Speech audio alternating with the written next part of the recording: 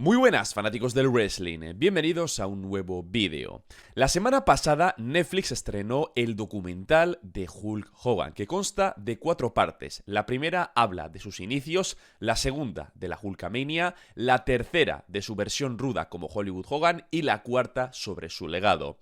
Partes de este documental ya lo vimos durante WrestleMania 42, en ambas noches mostraron comerciales de este documental entre combates, y yo entiendo perfectamente el cabreo de la gente por lo ocurrido y que algunos no se han animado a ver el documental por lo mal que lo gestionó la WWE. Por tanto, para la gente que no lo ha visto, os traeré un resumen de las 4 partes del documental, es decir, haré un resumen por cada parte. Hoy toca la primera, hablando del inicio de su carrera. Estamos hablando de tranquilamente el luchador más importante que ha tenido esta industria, con sus brillos y sus sombras. Terry Bollea, la persona detrás del personaje, siempre fue alguien polémico por lo que hizo tras bambalinas, pero es innegable lo que Hulk Hogan ha aportado a la industria del wrestling, así que vamos allá con la primera parte del documental Real American. Hulk Hogan nace el 11 de agosto de 1953 en Augusta, Georgia, pero al de un año su familia se muda al sur de Tampa, en Florida. Era una familia pobre, ya que Hogan veía cómo su padre trabajaba como obrero al sol y no recibía un salario digno. Al ver la situación de su familia, decidió que nunca viviría así económicamente y que haría lo posible para ser una persona con alto poder adquisitivo. Su padre era Pete Bollea, un italiano de la vieja escuela que solía ser estricto con sus 2 hijos. El primero era Alan y el segundo Terry. Según dicen, Terry no era del agrado de la familia, trataban mejor al hermano mayor, a Alan, ya que era el más fuerte de los dos, y a Terry lo solían menospreciar. Hogan revela que él de pequeño era una persona tímida y que para nada tenía esa confianza que desarrolló años después como adulto. ¿Cómo descubrió el wrestling? Pues en Florida los fines de semana solían emitir combates de lucha libre. Cuando Hogan tenía 9 años, asistió a una función donde vio a luchadores técnicos y rudos y la gente muy cautivada. Y el luchador que le hizo engancharse a la industria fue el sueño americano Dusty Rhodes. Le encantaba su estilo, sus movimientos y cómo emocionaba a la fanaticada. A partir de ahí, Hogan quería ser luchador profesional.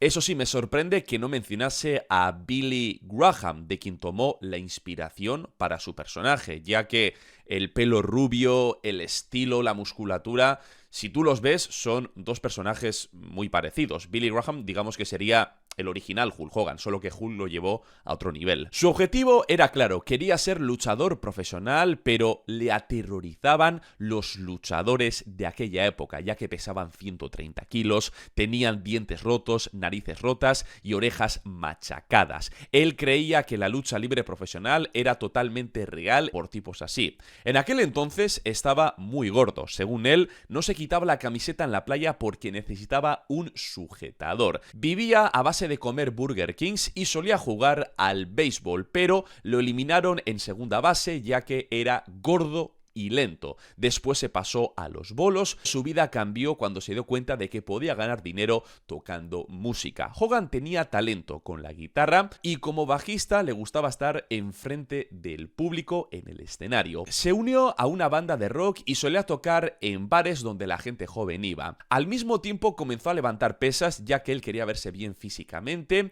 y un día cuando tocaba junto a su banda, algunos luchadores profesionales lo vieron en el escenario, como Billy Graham y Brian Blair. Este último dice que su primer recuerdo de Hulk Hogan fue en el bar y que destacaba mucho sobre el resto de los integrantes del grupo, ya que tenía el pelo largo y rubio, estaba bronceado y musculoso. Según él, la música era buena, pero Hulk Hogan era el espectáculo. Tras conocer a los luchadores profesionales, Hulk Hogan tuvo el privilegio de que le llevasen a las funciones gratis, no tenía que pagar nada, y hubo un combate que le cambió por completo la perspectiva. Él vio luchar a Steve Keirn, vio como el villano le estaba dando una paliza y el árbitro quería detener el combate, cuando de repente el villano le dijo a Steve: ¡pégame! Y ahí Hogan se quedó como: espera, ¿le acaba de decir pégame? Se quedó alucinando Y ahí se dio cuenta de que el wrestling profesional es un espectáculo guionizado, predeterminado. Ahí es donde tomó la decisión de dejar la música y enfocarse 100% en la lucha libre profesional.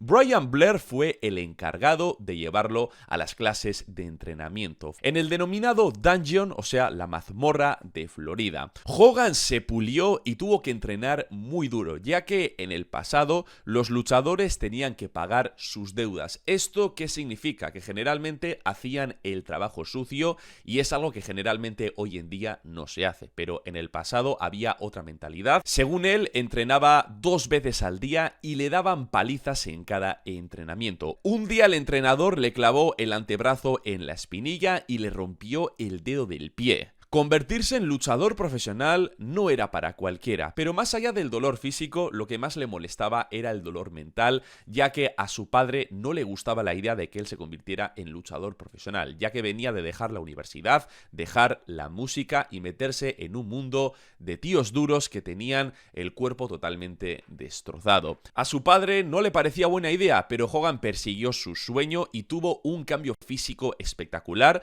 ya que según él, a los 12 años pesaba 89 kilos y en su prime llegó a pesar 138 kilos. La primera lucha de Hulk Hogan fue ante Brian Blair y luchó bajo una máscara como el Super Destructor, Super Destroyer. Sí, no se convirtió en Hulk Hogan nada más terminar su entrenamiento. Tuvo que intentarlo con varios personajes hasta al fin dar en el clavo. Él aún estaba muy verde, por ello le pusieron una máscara para que cometiera errores y fuera aprendiendo. En aquel entonces el wrestling se dividía en territorios, por ello los luchadores tenían que viajar constantemente de estado en estado. Tiempo después, Hulk Hogan pasó de ser Super Destroyer a Terry Boulder, sin máscara, pesando más de 130 kilos. Comenzaría a destrozar a sus oponentes con el abrazo del oso. Sí, esa sería su llave de rendición e irían cayendo uno tras otro. Jimmy Hart aparece en escena y me sorprende el casoplón que tiene. Locos, vean esa mansión.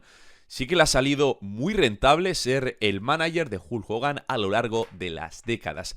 No me imaginaba que este hombre tuviera tal casa. Es que lo ves de fuera y de verdad me parece que es espectacular. Jimmy, por supuesto, se toma muy en serio el personaje. Por ejemplo, cuando lo invitaban a programas de radio, empezaba a pegarse con cualquiera que le faltase el respeto a Hogan. Como Terry Boulder, Hogan ganaba $800 a la semana, pero apenas le llegaba el dinero, ya que tenía que pagar la gasolina, el hotel y las comidas, que le salía costoso. Conoció a Jerry Lawler, que le dio consejos para mejorar como luchador. Le dijo que debía utilizar un movimiento devastador y no reducirse al abrazo del oso. Por su parte, Bret Hart critica el estilo de Hulk Hogan, ya que según él era un luchador básico, sus luchas duraban 30 segundos y lo único que hacía era el abrazo del oso. Hogan parecía un personaje sacado de un cómic por lo grande y fuerte que era. Por ello le pusieron el apodo Hulk, se llamaría Terry the Hulk Boulder. Un luchador que según él no tenía personalidad, simplemente era grande, desagradable y malo. Eso sí, su popularidad fue creciendo en los territorios y los promotores le decían: si quieres ser un luchador importante tienes que ir a Nueva York, tienes que ir al Madison Square Garden, que es la meca del wrestling. Conoció a Vince McMahon Sr., quien le dijo que iba a ser un estelarista y ganaría mucho dinero. Entonces le cambiaron tanto el apodo como el nombre. Pasaría de llamarse Terry the Hulk Boulder a The Incredible Hulk Hogan. En 1979 tuvo su primer combate en el Madison Square Garden. Debutó en la World Wrestling Federation y batalló ante Ted DiBiase. Vince McMahon Sr. le dijo a este último que debía hacer lucir lo mejor posible a Hulk Hogan, ya que era su primera noche en el recinto, tenía un físico impresionante y debía crear una impresión. Aplicó la leg drop y lo encerró en el abrazo del oso para ganar el combate por sumisión. Eso sí, el público lo abucheó, ya que fue presentado como un villano. Pero con el tiempo la gente comenzó a vitorearlo, empezó a ganarse ovaciones gracias a su carisma. ¿Cómo lo logró? Con sus promos.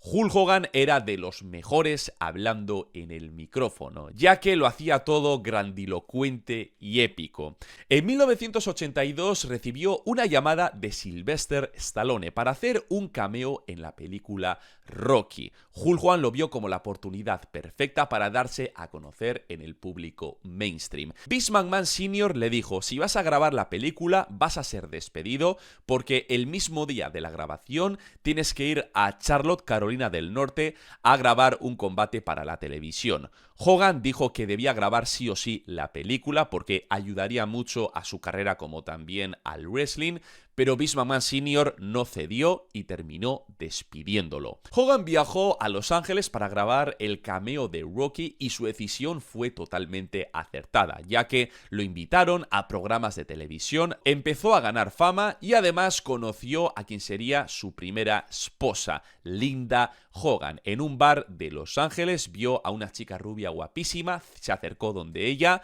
Linda le preguntó a ver si era Mr. T y Hogan estaba como: no ves que soy Hulk Hogan. El mismo día que se conocieron, Hogan la llevó a su apartamento, le dio una cerveza y le dijo que volvía en 5 minutos. De repente apareció desnudo, bebieron 2 botellas de vino y terminaron haciendo el delicioso.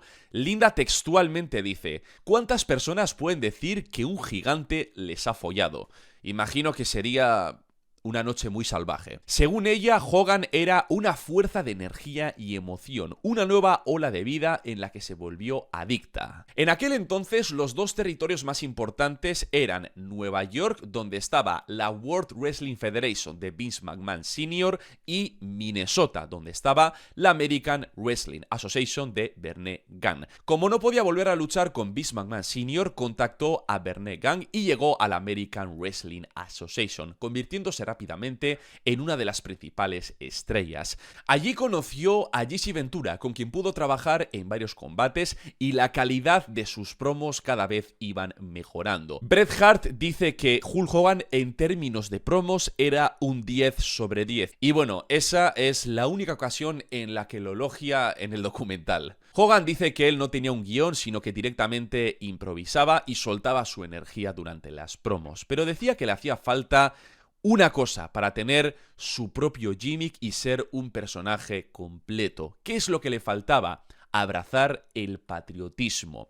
Tomó la bandera de Estados Unidos y así es como se convirtió en Real American, el americano verdadero. Él dice que en aquel entonces Estados Unidos estaba en la Guerra Fría y la gente tenía un fuerte sentimiento patriótico. Por ello abrazó la bandera y su personaje llegó a otro nivel. Él mismo dice que ahí estaba con el sol, la luna, las estrellas, todo alineado para que llegase al estrellato. En 1984, de pronto recibe una llamada de la World Wrestling Federation, pero quien lo llama no es Vince McMahon Sr., sino que lo llama Vince McMahon Jr., quien le había comprado la compañía a su padre y ahora él tenía el control total. Quería que Hulk Hogan se convirtiera en la cara de su compañía y elevar el wrestling a niveles nunca antes vistos. Y al final, Hulk Hogan dice que tenía el ego desorbitado más de lo que debería haber sido. Se dio cuenta de la responsabilidad que conllevaba ser la cara del wrestling. Así es como termina la primera parte del documental, narrándonos justo hasta antes de convertirse en campeón máximo en el año 1984, que fue el inicio de la Hulkamania. Interesante sus inicios, cómo fue guitarrista, conoció a luchadores, entrenó y tuvo que pagar sus deudas, comiéndose palizas a cada rato. Primeros años en el wrestling, en los territorios, conocer a Vince McMahon Sr., ser despedido por participar en la película de Rocky, que lo llevó a la fama, su paso por la American Wrestling Association y ya por último la llamada de Vince McMahon Jr. para convertirlo en la cara de su compañía. El resumen de las siguientes partes lo iré subiendo en los siguientes días. Va a ser un un vídeo diario hasta el domingo. Da igual que el sábado suba la review de SmackDown y el domingo la review de AAA. Esos días tendréis doble vídeo. No olvidéis dejar un like si os ha gustado, compartirlo con vuestros amigos y suscribiros al canal si aún no lo estáis.